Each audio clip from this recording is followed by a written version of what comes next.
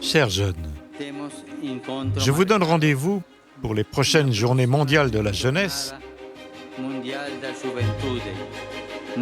qui auront lieu en 2016 à Cracovie. Du 25 juillet au 1er août 2016 se dérouleront à Cracovie, en Pologne, les 31e Journées mondiales de la jeunesse. Les milliers de jeunes du monde entier qui se retrouveront à l'invitation du pape François se préparent pour cet événement autour d'un thème extrait des Béatitudes. Heureux les miséricordieux, car ils obtiendront miséricorde. Pour le pape François, ce passage de l'Évangile selon saint Matthieu est comme un point de référence pour la vie des chrétiens. Il nous appelle à en faire un programme de vie concret. Pour nous y aider, plusieurs figures de sainteté polonaise nous accompagnent jusqu'au JMJ, parmi lesquelles sœur Faustine et le père Maximilien Kolb. Tous deux incarnent un chemin de pauvreté et de confiance dans la miséricorde de Dieu. Par leur réponse à l'appel de Dieu et le don de leur vie, ces deux personnalités ont marqué leur époque et proposé à leurs contemporains une nouvelle voie. Apôtre de la miséricorde, sœur Faustine nous enseigne la gratuité de l'amour de Dieu. Passionné de Dieu, Maximilien Kolb nous montre comment suivre le Christ jusqu'au bout.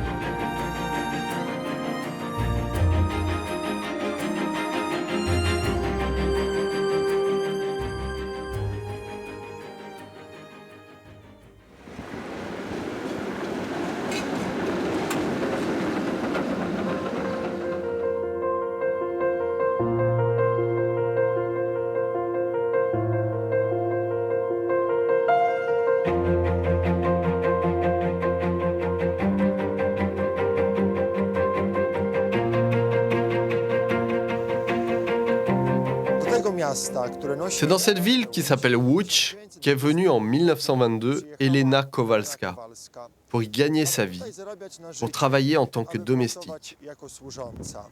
Elle a habité plusieurs lieux et est arrivée avec ses deux sœurs ici à Łódź. C'est ici, tandis qu'elle était une jeune fille, qu'elle a vécu quelque chose de très exceptionnel.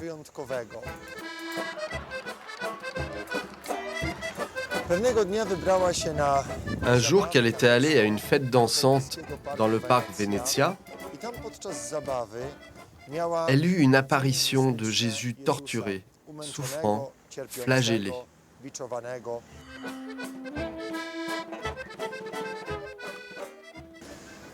À un moment, comme elle le note dans son journal, la musique s'est éteinte dans ses oreilles et il ne restait plus qu'elle et Jésus seul. Elle a alors entendu la voix lui dire « Combien de temps vas-tu me tromper encore ? Combien de temps devrais-je te supporter ?» C'est Jésus qui lui disait ces paroles. Elle a simulé un malaise et est allée à la cathédrale Saint-Stanislas Kostka, toute proche, que nous voyons ici. Entrant dans l'église, elle est allée se prosterner et est restée prier longuement. Et c'est ici qu'elle a eu une autre vision dans laquelle il lui fut dit d'aller à Varsovie pour entrer dans une communauté religieuse. C'était particulièrement difficile pour elle, car cela ne correspondait pas à la volonté de ses parents. Cependant, la voix de Dieu était plus forte que tout. Cette voix l'appelait à tout quitter et à suivre celui qui la choisissait. Le soir même, Elena part pour Varsovie. Après plusieurs tentatives pour être accueillie dans un monastère, le 1er août 1925, elle est acceptée dans la congrégation des Sœurs de Notre-Dame de la Miséricorde. Une note à son sujet est rédigée ce jour-là. Chétive, un peu en retard sur son âge, de constitution assez fragile, servante, cuisinière de profession. Rien d'extraordinaire, rien de prometteur. Elle reçoit le nom de Marie-Faustine. Dieu trouve un chemin spécifique pour chaque homme. Il parle personnellement à chacun. Dans la vie de Faustine, il était important qu'elle cherche les réponses dans la prière, qu'elle demande sans cesse à Jésus. si c'est bien cela, quoi faire, où aller, et le Seigneur Jésus lui montrait. Sœur Faustine se donne entièrement à Dieu à travers le quotidien de sa vie religieuse. Tout au long de son postulat, elle a des apparitions du Christ qui la guident, l'encouragent, la corrigent et lui dictent la mission qu'elle doit accomplir. Secrétaire de mon plus profond mystère, sache que tu es avec moi dans une intimité exclusive.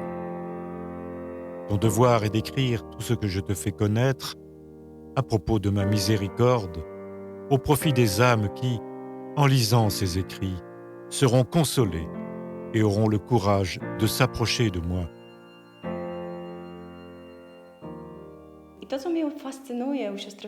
Ce qui me fascine chez Faustine, c'est sa relation avec le Christ. Pas uniquement parce qu'elle le voyait, parce qu'elle avait des visions extraordinaires, mais plutôt ce qu'elle a vécu au quotidien avec lui.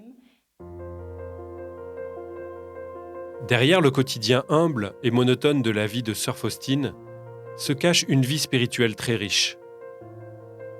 Malgré ses propres doutes, sa confiance en Dieu est nourrie par sa volonté de toujours se mettre à l'écoute du Christ. Le 22 février 1931, au couvent de Płock, Sœur Faustine reçoit cette mission. Peins un tableau selon l'image que tu vois, avec l'inscription « Jésus, j'ai confiance en toi ». Je désire qu'on honore cette image, d'abord dans votre chapelle, puis dans le monde entier. Je promets que l'âme qui honorera cette image ne sera pas perdue. Le Christ lui demande également de mettre en place une nouvelle forme de prière afin d'intercéder pour les âmes. Le chapelet de la miséricorde. Dans l'Ancienne Alliance, j'ai envoyé les prophètes vers mon peuple avec le tonnerre. Aujourd'hui, je t'envoie pour l'humanité tout entière avec ma miséricorde. Cette parole, Jésus l'a adressée à Sœur Faustine alors qu'elle avait une vingtaine d'années. Elle était jeune et a été nommée prophète pour notre temps, envoyée dans le monde avec un message sur la miséricorde de Dieu. Dans ce message, Jésus désire rappeler la vérité biblique sur l'amour miséricordieux de Dieu pour l'homme et appelle à porter ce message au monde à travers le témoignage personnel, nos actes, nos paroles et nos prières. Chaque jour à 15h, les sœurs prient le chapelet de la miséricorde à Łagiewnicki. Aujourd'hui, cette prière est diffusée à la radio et sur Internet, à travers le monde entier. Le rayonnement du tableau que Sœur Faustine fit peindre est mondial. Le 30 avril 2000, jour de la canonisation de Sœur Faustine à Rome, le pape Jean-Paul II institue la fête de la Divine Miséricorde, célébrée chaque année le dimanche après Pâques. C'est précisément la veille de cette fête qu'il va mourir le 2 avril 2005. Et c'est un dimanche de la miséricorde qu'il sera canonisé, proclamé saint, le 27 avril 2014. Les JMJ 2016 seront l'occasion de redécouvrir la force et l'actualité du message de Jean-Paul II, qui a été archevêque de Cracovie et a été le fondateur des Journées mondiales de la jeunesse.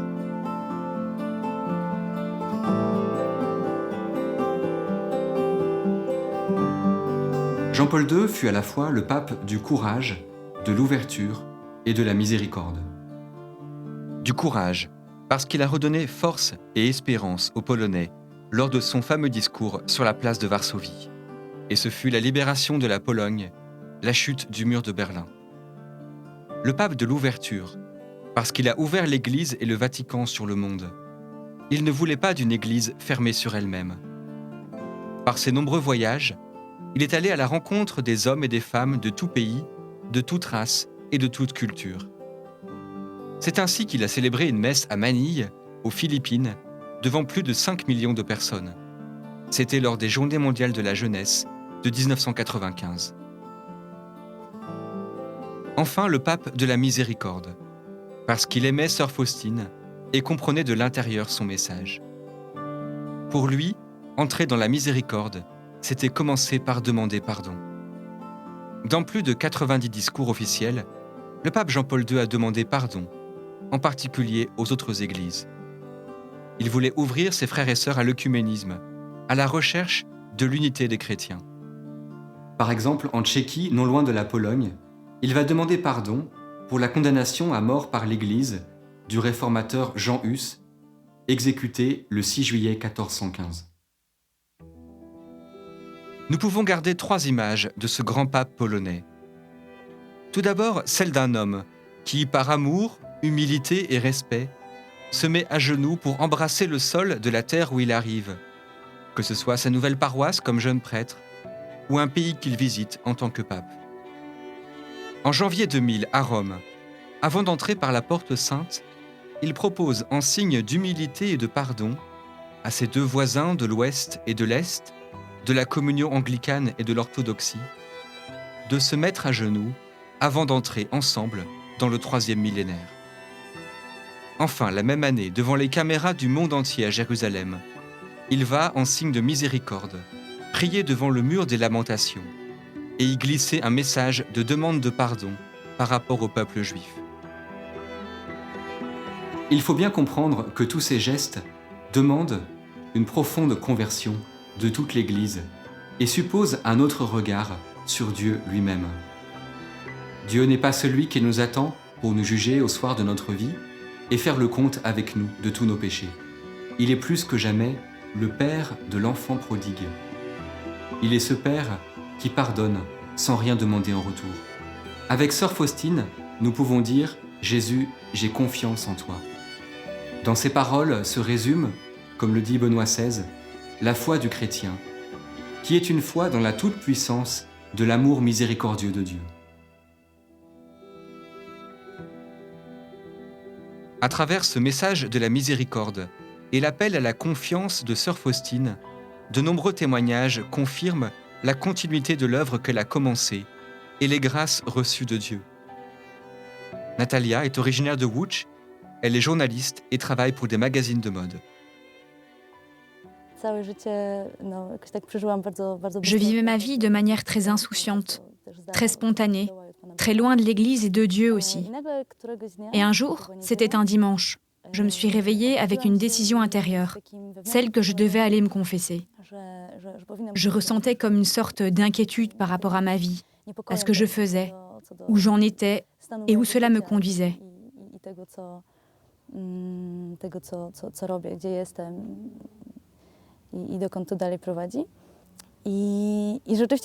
J'ai vu avec un très grand étonnement et une très grande horreur intérieure que malgré le fait d'être quelqu'un de bien, qui n'a jamais fait de mal, en réalité j'avais transgressé chacun des 10 commandements, l'un après l'autre, vraiment, réellement. Et alors, lorsque j'ai vu cela, tout en masse, j'ai eu vraiment peur que ce soit fini, d'avoir tout simplement perdu la vie éternelle, sans qu'il n'existe aucun moyen pour qu'une telle quantité de mauvaises choses me soit pardonnée. Alors, à ce moment-là, je me suis dit, tant pis, de toute façon, je dois aller me confesser. J'ai reçu comme une interpellation urgente, à sortir vite, chez moi, et de le faire avant que je ne commence à changer d'avis. C'est une pensée qui m'est venue, une impulsion, qu'il serait bon d'aller à la cathédrale à 15h. Et donc j'ai commencé cette confession avec une grande détermination. Et le prêtre se taisait pendant toute ma confession. Après un moment de silence, il m'a dit « C'est vraiment extraordinaire que tu sois venu aujourd'hui pour te confesser. Pourquoi aujourd'hui ?» Je lui répondis « C'est presque comme ça. Tout simplement, j'ai senti que je devais me confesser aujourd'hui. »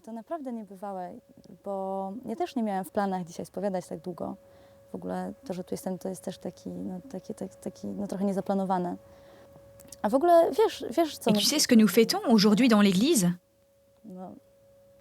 Non, je ne sais pas. Pas trop. Alors aujourd'hui, c'est une fête dans l'Église. C'est le dimanche de la miséricorde.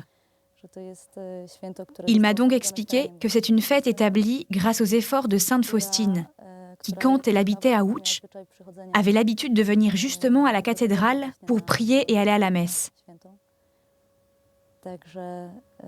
Aujourd'hui, je suis persuadée que c'est grâce à sa prière que moi aussi, je me suis trouvée ce jour-là dans cette cathédrale.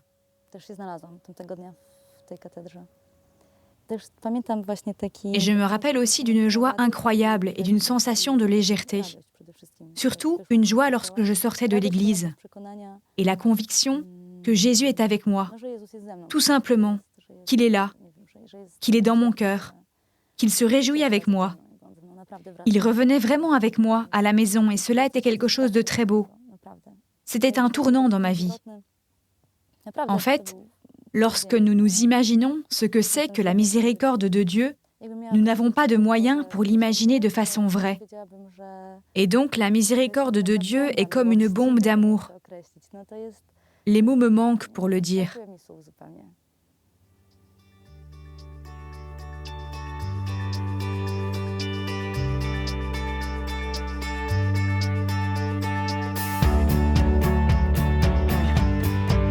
Piotr vit à Varsovie où il suit les cours de l'école polytechnique. Lors du festival Welcome to Paradise, organisé par la communauté du Chemin Neuf à l'abbaye d'Hautecombe, il a fait une expérience particulière de confiance dans l'amour de Dieu.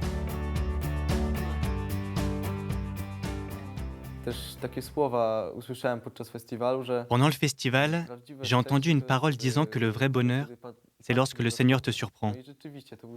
Effectivement, c'était un temps où le Seigneur m'a surpris, car je n'avais pas prévu de faire les démarches que j'ai entreprises là-bas. J'avais plutôt prévu d'avoir des vacances que de faire une rencontre avec le Seigneur.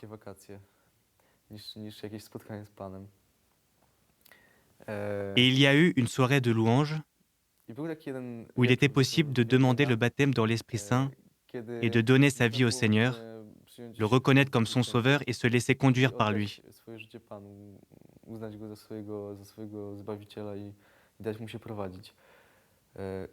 Au fond, je sentais que j'en avais besoin, que j'avais besoin de le reconnaître et de me donner à lui. Mais en même temps, j'avais très peur. Je ne voulais pas et je tremblais même intérieurement. Mes pieds étaient comme collés au sol, de sorte que je ne pouvais pas bouger. Mais j'ai prié dans mon cœur, « Seigneur, si cette démarche peut être bonne, si elle peut me rapprocher de toi, alors pousse-moi dans cette direction. » J'ai fermé les yeux, je me suis avancé.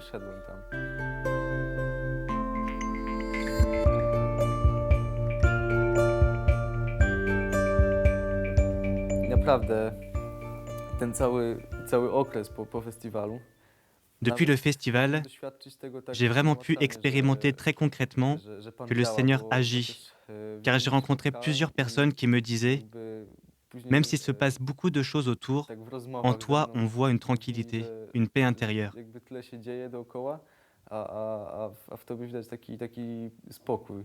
Vraiment, j'ai pu le voir et je me réjouissais aussi beaucoup que cette offrande, cette confiance, le fait de me donner au Seigneur a apporté dans mon cœur la paix intérieure. Cette confiance a apporté un repos dans le Seigneur et vraiment je peux lui faire confiance et je me sens en sécurité auprès de lui.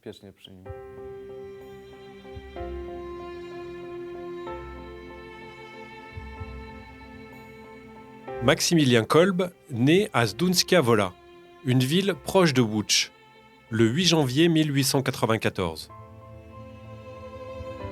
Doué d'un naturel spontané et têtu, il désespère sa mère. Un jour, elle le réprimande en lui demandant ce qu'il deviendra plus tard. Ce reproche provoque chez l'enfant de 10 ans une telle prise de conscience qu'il s'adresse alors directement à Marie pour savoir ce qu'il fera plus tard. Celle-ci lui apparaît en lui présentant 2 couronnes, une blanche et une rouge, symbolisant la pureté et le martyre. La Vierge l'invite à choisir. Spontanément, Maximilien choisit les 2. Dès ce moment, il prend la résolution de devenir meilleur de jour en jour.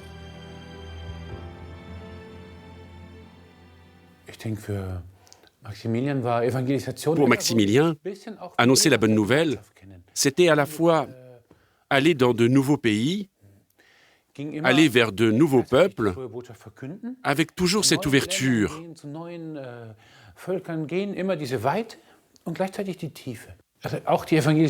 Pour lui, c'était important d'évangéliser à partir du cœur, en sachant que quand les hommes ne sont pas bons, quand les hommes ne font pas ce qui est de Dieu, ils se font du mal à eux-mêmes.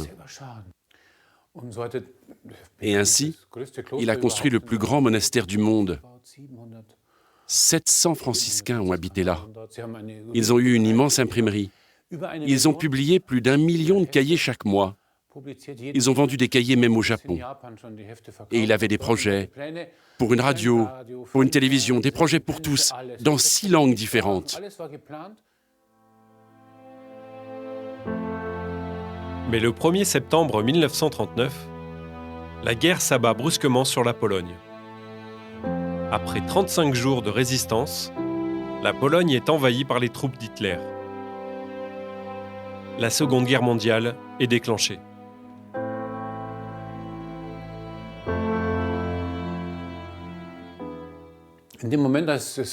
Quand il est devenu clair que les Allemands n'étaient plus qu'à 2 ou 3 jours et que la guerre était perdue, il a réuni tous les frères et il leur a parlé pour expliquer comment ils allaient continuer. Et il a commencé à pleurer, parce que lui-même ne pouvait pas comprendre pourquoi tout ce que Dieu avait établi devait s'arrêter à ce moment-là. Mais il leur a dit, c'est maintenant le moment. C'est le moment dans lequel nous pouvons vraiment montrer si tout ce que nous avons publié est véritablement dans nos cœurs. Pas seulement publié dans les cahiers, mais vraiment inscrit dans nos cœurs. Et il était convaincu qu'il pouvait à ce moment-là réaliser très profondément la volonté de Dieu. Arrêté par la Gestapo, Maximilien est envoyé au camp d'Auschwitz pour avoir refusé d'adopter la nationalité allemande.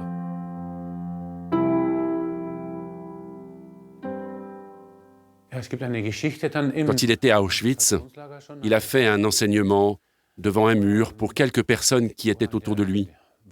Il lui demandait pourquoi cela nous arrive-t-il, d'où vient tout cela, comment cela peut-il se passer ainsi. Et lui répondait qu'il ne comprenait pas tout non plus. Et il a commencé à dessiner un grand V et un tout petit V. Et il dit, ça, c'est la volonté de Dieu. Le grand V, c'est la volonté de Dieu. Et son seul but au milieu de ces circonstances qui sont affreusement dramatiques, c'est que le petit V s'inscrive d'une façon ou d'une autre dans le grand V.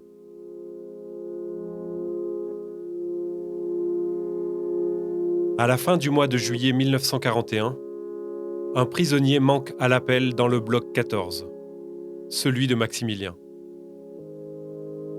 La punition est cruelle. Pour un évadé, ce sont 10 hommes de son bloc qui sont condamnés à mourir. On rassemble tout le monde dans la grande cour.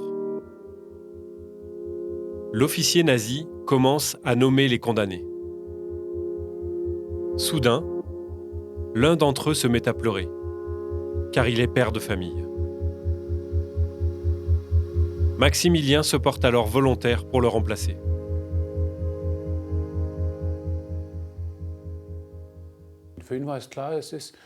Pour lui, c'était clair que c'était ce que Dieu voulait pour lui.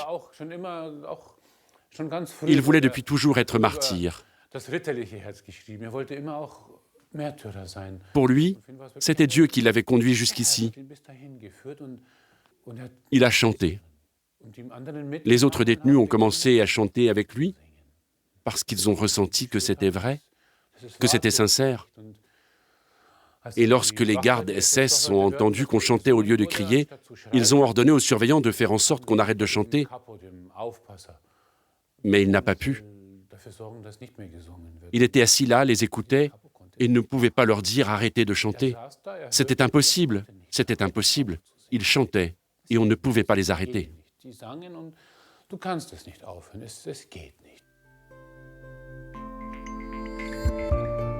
Le 14 août 1941, un soldat SS injecte dans le bras de Maximilien une dose de poison mortel. Il est le seul de sa cellule encore vivant, en prière, après 2 semaines.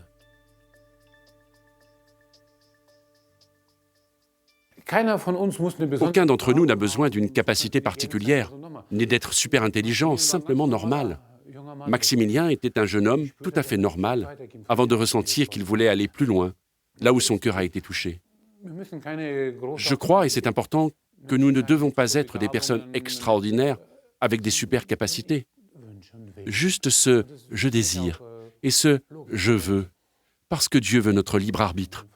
Et le plus étonnant, c'est ce que disent aussi tous les saints, bien sûr. J'engage toute mon énergie, mais ce premier « je veux », c'est d'abord un cadeau.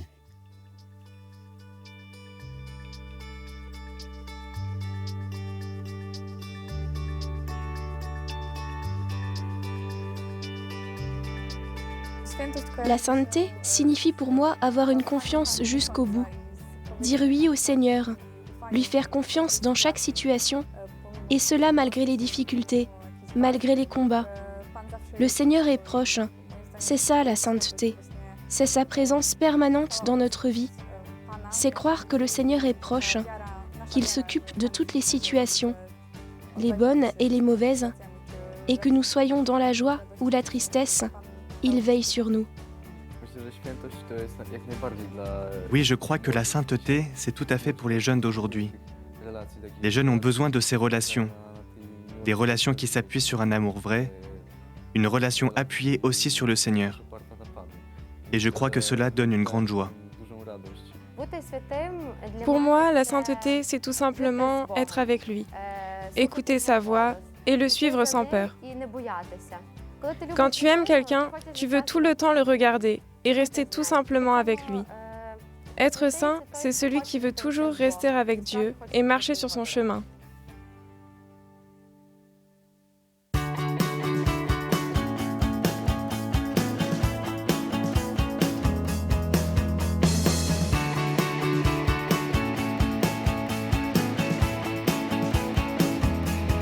Voilà, nous sommes dans les rues de Łódź, cette terre de sainteté de Sœur Faustine, Maximilien Kolbe et tant d'autres. Nous vivrons ici en juillet 2016 les JMJ, ce pèlerinage sur les pas de Sœur Faustine que nous pourrons vivre ici d'abord à Łódź du 19 au 25 juillet 2016 avec un festival international au pied de la cathédrale, au cœur de la ville. Et puis ensuite nous irons à Cracovie pour vivre la JMJ avec le pape François. Voilà, bienvenue à tous et